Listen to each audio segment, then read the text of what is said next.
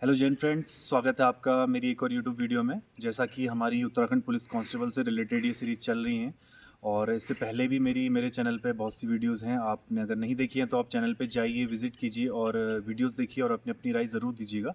और बात करें आज की वीडियो की, तो आज की वीडियो में हम डॉक्यूमेंट वेरिफिकेशन को लेके बहुत बच्चों की बहुत दिक्कत आ रही हैं, कुछ समस्याएं आ रही हैं और आगे की क्या क्या स्ट्रेटेजी होंगी, हम इन पे खुल के बात करेंगे। कुछ ऐसे टॉपिक हैं, जनरल टॉपिक, बहुत ही कॉमन से मुझे मैसेज आ रहे हैं, कमेंट आ रहे हैं कि डॉक्यूमेंट वेरिफिकेशन में बहुत चीज़ों पे डाउट है। तो हम इन टॉपिक्स पे आज बात करेंगे। तो बात करते हैं हमारे पहले डाउट की। जो पहला डाउट और बहुत ज़्यादा कॉमन डाउट है वो ये है कि बहुत से अभ्यर्थियों ने जो अपना फॉर्म भरा है, फॉर्म, ये एक पुलिस कांस्टेबल का जो फॉर्म भरा है, वो फॉर्म भरते टाइम जो उन्होंने अपने सर्टिफिकेट क्लेम किए हैं, जैसे कैटेगरी का हो गया या हिल का हो गया या जो भी है उनका, तो वो फॉर्म भरने से पहले की जो तारीख है उनमें वो अपडेट नहीं हुए हैं। तो ये बहुत ज़्यादा अभ्यर्थियों की यही दिक्कत है, यही शिकायत है उनकी, ये इनके मैसेज आए थे। तो मैं आपको एक यूके ट्रिपल एस सी का आयोग का एक नोटिफिकेशन आपको पढ़ के सुनाता हूँ, जिनमें उन्होंने वन दरोगा के 3 अभ्यर्थियों को बाहर किया हुआ है। और वो क्यों बाहर किया हुआ है मैं आपको पढ़ के सुनाता हूँ। ये रिमार्क उन्होंने दिया है।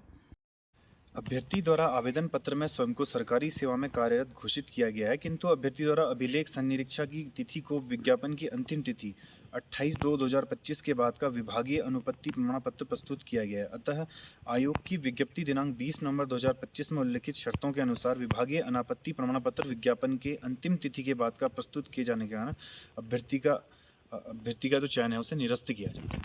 तो अब बात ही करते हैं कि इनका जो चयन है उसको निरस्त क्यों किया गया है। तो सबसे पहले मैं आपको बताऊं, ये कि सरकारी सेवा में थे, जैसा कि इसमें मेंशन हुआ है कि एक सरकारी सेवा से इन्होंने अप्लाई किया है। तो जब कोई भी, चाहे मैं हूं, कोई भी है, अगर वो पहले से एक गवर्नमेंट जॉब में है और वो दूसरी गवर्नमेंट जॉब को अप्लाई कर रहा है, तो सबसे पहले तो उसे एनओसी चाहिए होती है। अपना जो विभाग है उसका, जिस विभाग में भी हो, चाहे फॉरेस्ट गार्ड कहिए या शिक्षा विभाग, जिस भी विभाग में हो, उस विभाग की एनओसी चाहिए होती है, यानी कि अनापत्ति प्रमाण पत्र। ये एक प्रकार का लेटर या एप्लीकेशन आप कह सकते हैं, जिससे कि आपके विभाग को ये पता होना चाहिए, उनकी जानकारी में होना चाहिए कि आप किसी भी परीक्षा में सम्मिलित हो रहे हैं। तो आयोग ने ये कहा है कि जिस तिथि को इन्होंने फॉर्म भरा है, ये वन दरोगा का, तो उससे पहले की एनओसी, उससे एनओसी की जो डेट है उससे पहले की नहीं है। तो यही आयोग ने रीज़न बताया है और यही कह के उन्होंने इनका जो चयन है उसको निरस्त किया है। तो देखिए, वन दरोगा कोई छोटी मोटी पोस्ट तो है नहीं, और आयोग ने अगर ये रिमार्क देके 3 लोगों को बाहर किया है, तो ये आप लोगों के लिए भी एक सबक है, एक एग्जाम्पल कह सकते हैं कि अगर इस तरह की कोई भी दिक्कत आपके साथ है, जैसे कि आपके ने जो भी कैटेगरी के सर्टिफिकेट लगाए हुए हैं उसमें अगर पहले से अपडेट नहीं हुआ था, तो देखिए इसका क्या हो सकता है कि एक तो आप एफिडेविट बना लीजिए और एक एप्लीकेशन आप आयोग को लिखेंगे। अगर आयोग संतुष्ट हो जाता है आपके जवाब से या आपके जो भी आपका एप्लीकेशन में आपने मैटर लिखा है, अब इसका ये भी देखना पड़ेगा कि कितने लोग ऐसे हैं। तो ये सब अब आयोग पे डिपेंड करता है, और इस तरह की गलती फ्यूचर में भी ना करें। जिस अगर आप कोई भी फॉर्म भरते हैं तो इस तरह की गलती, जो भी आपके सर्टिफिकेट होते हैं, आप देख लीजिए और उसके बाद आप भरिए। देखिए, अगला आता है हमारा जो आपके डॉक्यूमेंट्स में, जैसे आधार हो गया, 10th का हो गया और 12th का हो गया सर्टिफिकेट। इनमें अगर कोई भी मिस्टेक है, जैसे आपका नाम, आपका एड्रेस, इंग्लिश में, हिंदी में, चाहे अगर अलग अलग है, सबसे बड़ी बात ये देखना, आपकी सबसे खास बात ये देखना, अलग अलग ना हो। अगर अलग अलग है तो आपका सीधे सीधे एफिडेविट बनेगा, इसमें पूछने वाली कोई बात नहीं है, ये सभी का बनता है, आपका भी बनेगा।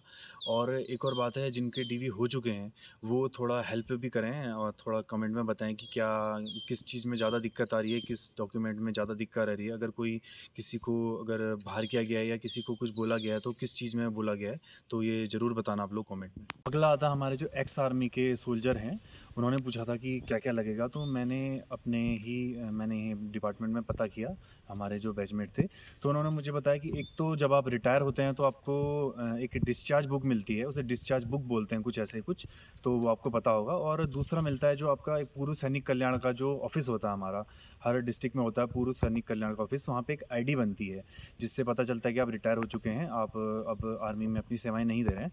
तो ये दो चीज़ें आपकी मेन है। तो अब बात करते हैं आगे की, क्या स्ट्रेटेजी रहनी चाहिए, क्या क्या आगे का, क्या क्या होगा इसमें भर्ती में।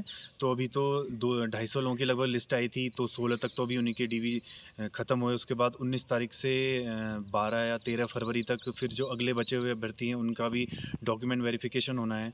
तो ये सब चलेगा। उसके बाद आएगी जो फाइनल लिस्ट आएगी, जो सेकेंड मेरिट लिस्ट आएगी, वो मेरे ख्याल से लगेगा उसमें टाइम 13 फरवरी तक। अगर डॉक्यूमेंट वेरिफिकेशन की डेट जारी है तो मार्च लास्ट लगाइए या अप्रैल तक भी आपका रिज़ल्ट जा सकता है। उसके बाद मेडिकल में तो ज़्यादा टाइम नहीं लगता।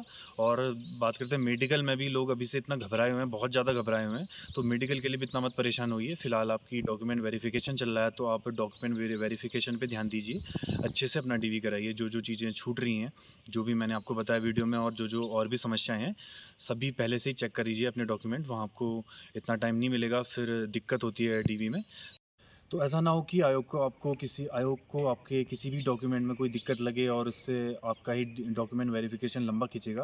क्योंकि होता ऐसा है, वहाँ पे अगर आपकी कोई गलती हो गई तो फिर आपको समय दिया जाता है, जैसे 1 हफ्ते का, 10 दिन का समय दिया जाता है, तो उससे आपका ही समय का भी नुकसान होता है और बात करें पैसे का भी नुकसान होता है। तो ये चीज़ ना हो, तो इन चीज़ों का ध्यान दीजिए और अच्छे से अपना डॉक्यूमेंट वेरिफिकेशन करवाइए।